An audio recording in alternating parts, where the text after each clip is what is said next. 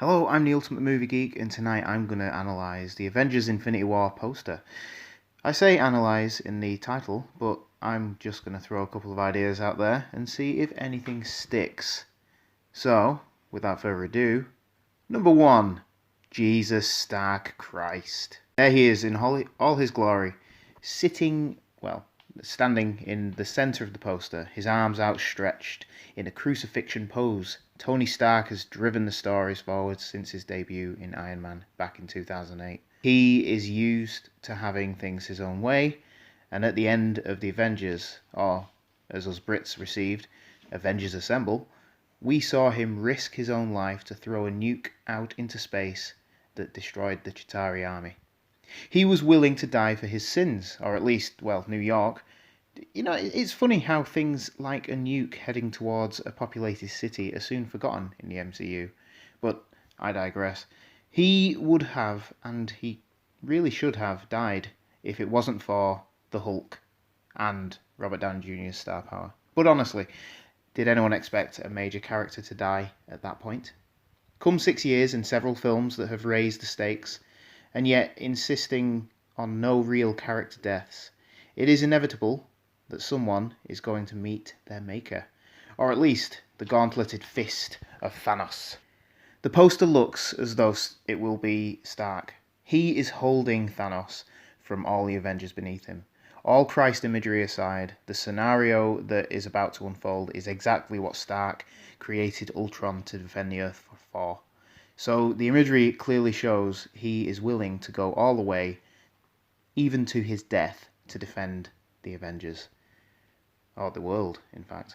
There's also the obvious, he was the first superhero that kicked off the MCU, so putting him at the centre and the top of the Avengers is where he should be.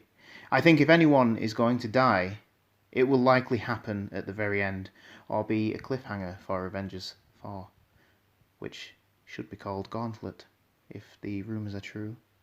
Anyway, part B, or number 2, I can't remember. All set pieces are in the poster.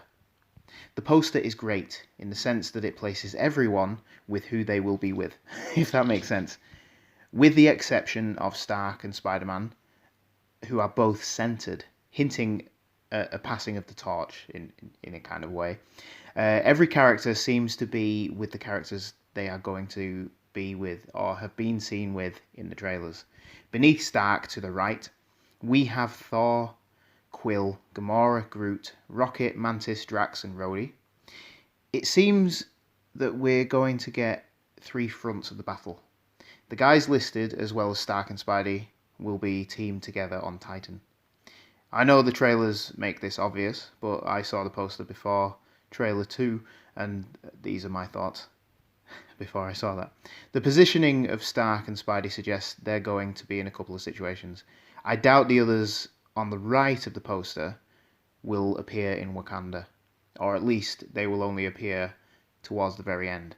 I doubt we're going to get a full-size team-up until Avengers 4.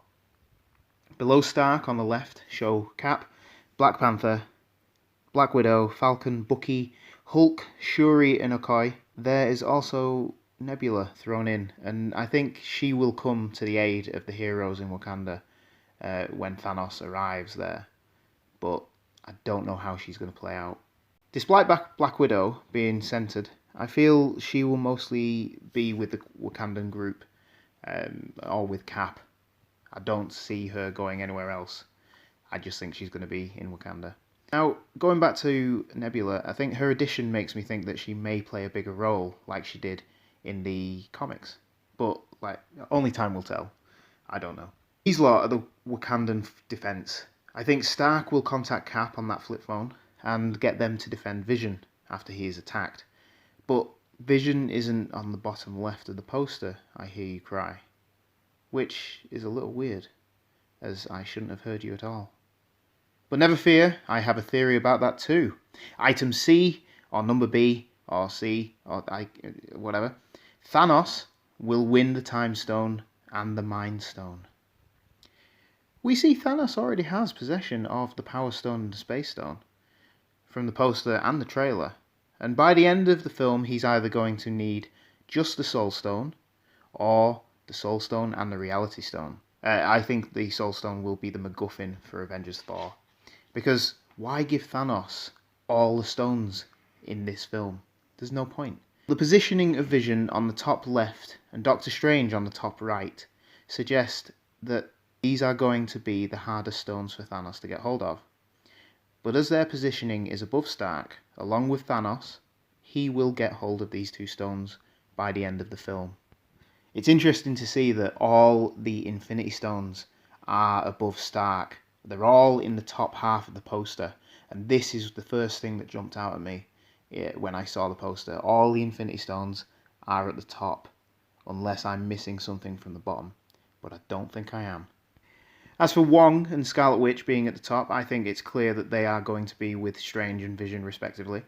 But again, this reinforces the idea of the Wakandan battle on the left, as Vision and Witch will go there for the battle. They're going to be protected by the rest of the Avengers and the Wakandan army. Wong and Strange will be in New York and then possibly Titan, hinting at a team up with the Guardians, Thor and Spidey, which I like. I could have done a breakdown of the trailer a la Mr. Sunday Movies, but I'm not funny, and I haven't heard or seen a breakdown of the poster. It interests me, as it so clearly separates the characters in 4 quarters. It's a perfect example of showing the entire film within the poster. It suggests a major character death and hints at the setup for Avengers 4. I forgot to mention as well, adding Ant-Man on Hulk's shoulder was a stroke of genius. I've been the Ultimate Movie Geek. You can watch more videos of mine by subscribing to my channel, The Ultimate Movie Geek. Follow me on Facebook and Instagram for all the up-to-date or at least 2 days old news and pictures. And thank you for watching. See you later.